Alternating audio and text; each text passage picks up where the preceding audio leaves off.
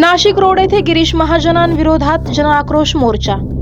Nashik road परिसरात पालकमंत्री गिरीश महाजन यांच्या विरोधात जनआक्रोश मोर्चाचे आयोजन करण्यात आले आहे। 26 जानेवारी प्रजासत्ताक दिनी आयोजित कार्यक्रमात गिरीश महाजन यांनी भारतरत्न डॉक्टर बाबासाहेब आंबेडकर यांचे नाव न घेतल्याने नागरिकांमध्ये तीव्र नाराजी व्यक्त होत आहे।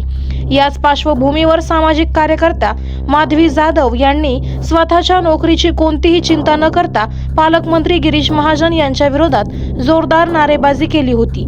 या घटनेच्या निषेधार्थ हा जनआक्रोश मोर्चा काढण्यात येत असून हा मोर्चा नाशिक रोड येथील डॉक्टर बाबासाहेब आंबेडकर पुतळ्यापासून सुरू होऊन शालीमार येथील डॉक्टर बाबासाहेब आंबेडकर पुतळ्यापर्यंत काढण्यात येणार आहे।